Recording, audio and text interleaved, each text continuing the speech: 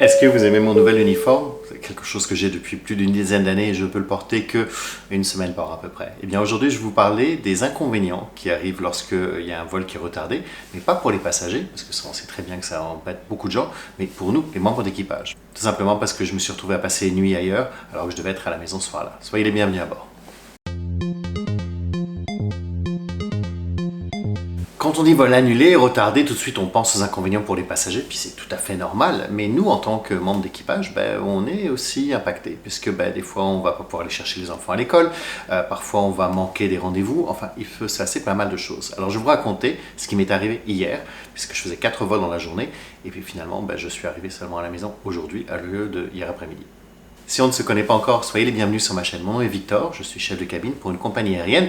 Je vous donne des conseils sur YouTube sur comment voyager dans des meilleures conditions, comment essayer de mieux comprendre le système du transport aérien, le milieu du transport aérien plutôt, et essayer de vous rassurer. Et vous voyez un petit peu les deux côtés de la médaille. Pourquoi est-ce qu'on fait les choses d'une certaine manière, et en général c'est pour votre sécurité ou votre confort.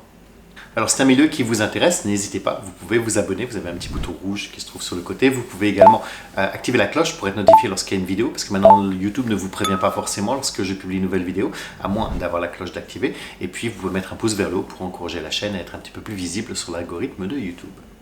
Et donc aujourd'hui c'est une story time. Désolé, la lumière n'arrête pas de changer, le soleil vient et 5 minutes après il se met à pleuvoir. Donc aujourd'hui c'est une story time, je vais vous raconter ce qui m'est arrivé hier. Au départ, hier je devais faire 4 vols domestiques, donc à l'intérieur du pays. Comme je ne dis pas où j'habite, mais la durée est à peu près la même, on va dire que je devais faire un Paris-Nice, Nice-Paris, avoir une pause, et puis retourner à Nice pour revenir à Paris. Donc 4 vols, toujours vers la même destination. Donc les 2 premiers vols se sont très bien passés, on est parti exactement à l'heure. Pour vous donner une petite idée, je retrouvais mon équipage à 5h15 du matin, donc c'est très tôt. On avait un départ à 6h, on a quitté la barrière à 6h02, donc on est très vraiment à temps. On devait arriver à Nice à 7h25 et en fait on est arrivé à 7h21. Vol de retour, les passagers ont embarqué, on devait partir à 8h, on a quitté la barrière à 7h59 et on a atterri à Paris à 9h26 au lieu de 9h25. Bon, jusque-là, tout va bien. Nous, on avait une pause parce que c'est quand même une longue journée, donc on a de quoi aller manger. Bon, j'ai pris mon repas du midi, même s'il était 9h30 du matin. Et on repartait de Paris pour aller vers Nice à 11h. On est parti à l'heure pile et on arrivait à l'heure pile à 12h25. Là, on devait avoir 1 heure d'attente, donc on changeait d'avion, c'était notre 3e avion de la journée, on avait eu un qui avait fait l'aller-retour, un pour descendre sur Nice, et là on prenait notre 3e avion. On changeait également de pilote. Donc on va se mettre sur les canapés qui sont dans un coin du terminal. On a une salle de pause mais qui est un petit peu loin, ça ne nous tentait pas de se déplacer jusque là-bas. Donc on se met sur un canapé puis on commence à discuter. En même temps c'était bien parce que je ne connaissais pas les 3 membres d'équipage qui étaient avec moi ce jour-là. Et en fait on s'est rendu compte qu'on avait des amis communs et on a commencé vraiment à bien sympathiser, tout allait très très bien. Bon, quand c'était l'heure, on va vers la barrière. Notre avion venait d'arriver avec un autre équipage qui débarquait, ils étaient un petit peu en retard, donc il y avait eu, je ne vous l'ai pas dit, il y avait une 30 minutes déjà de retard. On monte à bord, on commence à faire toutes nos vérifications de sécurité, et là, après 5 minutes, le commandant de bord nous dit « on débarque, il y a un problème avec l'avion ».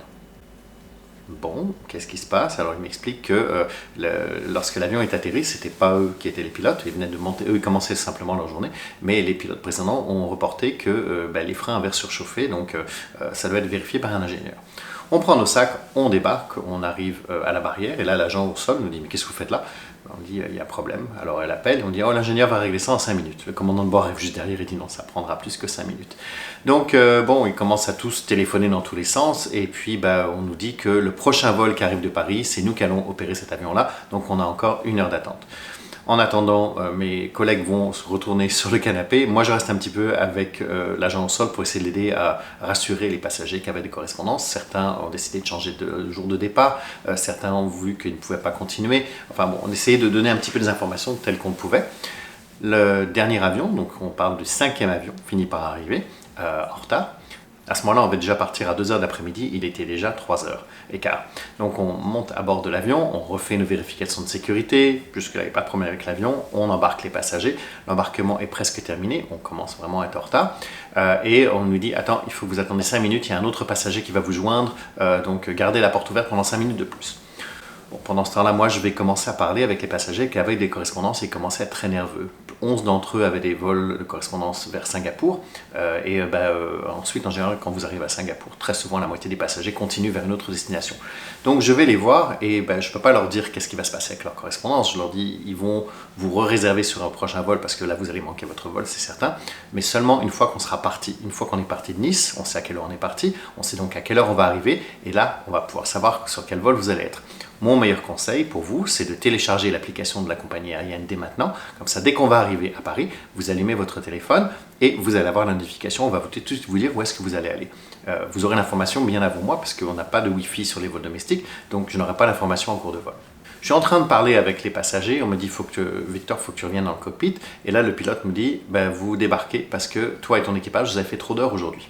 Sur les vols domestiques, on a un nombre d'heures maximum dans la journée qui est de 12 heures. Et si on allait opérer ce vol-là, on arrivait à 12 heures et 5 minutes. Tout simplement parce qu'on a attendu ce passager. Donc on essaie de négocier avec les services qui gèrent les horaires des équipages. On leur explique que nous, on voudrait vraiment rentrer à la maison, on est prêt à opérer. Et non, ils ont envoyé un équipage en stand-by. On leur dit, est-ce que dans ce cas-là, vous pouvez nous dire que la journée est terminée et on va remonter en tant que passager, il y a la place pour nous. Le commandant de bord était aussi au téléphone en train de se négocier, il dit, je ne comprends pas pourquoi est-ce qu'ils veulent vous rester ici. Et on n'a rien pu faire. Ils nous ont fait rester la nuit à l'hôtel. Alors, sur les 4 membres d'équipage, moi j'avais juste mon petit chat qui m'attendait. Heureusement, il y a le distributeur pour lui donner à manger. Elle ne savait pas que j'allais pas rentrer ce soir-là, je ne le savais pas non plus. Mais bon, elle a pu manger et boire, donc le lendemain, je lui ai donné des câlins, enfin ce matin. J'avais une collègue qui avait organisé une petite fête de Noël avec ses meilleures amies, parce que ses 3 meilleures amies sont infirmières, donc elles ont tous des horaires qui varient, et c'était pas évident d'avoir tout le monde en même temps. Elle m'en avait parlé dès le matin. Ça, c'est tombé à l'eau, elles ont fait leur petit Noël, mais toutes seules. Ma collègue était avec moi à Nice. Les 2 autres, on avait un petit peu moins de choses qui pouvaient les gêner. En tout cas, nous, on nous a donné un taxi, on nous a envoyés à l'hôtel, mais on n'avait pas de vêtements de rechange. Aucun d'entre nous avait pris notre valise avec des affaires, vraiment. Bon, c'est vrai qu'on nous conseille toujours de le faire, mais on s'est dit, il n'y a pas de raison à ce qu'on reste à Nice. Donc on est passé par un magasin, on s'est acheté des sous-vêtements, du déodorant, les filles ont acheté un petit peu démaquillant, et puis un t-shirt noir, parce qu'on ne va pas rester à l'hôtel en uniforme en permanence, c'est les seuls vêtements qu'on a, donc au moins, moi j'ai gardé mon pantalon, mais au moins j'avais un t-shirt noir. Puis j'ai profité, j'ai appelé mon meilleur ami qui habite à Nice, je lui ai dit tu veux venir manger avec nous, donc on s'est retrouvés au bar, on a pris un verre et puis on a mangé tous ensemble, on a passé une très très belle soirée finalement. Et puis à 4h du matin, 4h ce matin, c'était 4h30 en fait, c'était le moment où on est venu nous chercher, le taxi nous attendait pour partir à 5h30 ce matin pour rentrer à la maison, cette fois-ci en tant que passager. Alors vous voyez, lorsqu'il y a des changements d'horaire, des vols annulés, des vols retardés, ça a des implications bien sûr pour les passagers, mais aussi pour les membres d'équipage. Comme je le disais dans l'introduction, c'était un jour de semaine, bon là maintenant c'est les vacances scolaires, mais c'était un jour de semaine, peut-être que certains de mes collègues avaient prévu d'aller chercher les enfants à l'école ou d'autres occupations. Donc il faut toujours qu'on ait un plan B, quelqu'un qui puisse vraiment nous couvrir si jamais il arrive quelque chose. Je voulais juste vous mettre conscient de ce genre de choses aussi, que oui, effectivement, c'est gênant les retards, c'est gênant les annulations, mais ça s'applique à tout le monde. En tout cas, j'ai passé une très belle soirée avec mes collègues, j'ai vu mon meilleur ami qui habite là-bas, et puis maintenant j'ai été dormir toute la matinée, je viens de me réveiller, je me suis dit c'est peut-être le temps que je fasse une vidéo. J'aurais d'habitude de publier une vidéo le dimanche, mais cette fois-ci vous allez la voir le lundi, parce que dimanche, je n'étais pas à la maison. Je vous souhaite d'excellentes fêtes de Noël si vous fêtez Noël, je vous remercie pour votre fidélité, pour tous ceux qui ont passé l'année avec moi. Je devrais faire une vidéo la semaine prochaine, mais je ne suis pas encore sûr, je me dis je vais peut-être prendre une semaine de pause, mais donc restez abonnés, vous allez savoir si quelque chose va être publié ou pas, et sinon on se retrouve dès le début 2025. Passez un très bon temps des fêtes et vous pouvez également me retrouver sur Instagram. À bientôt, salut.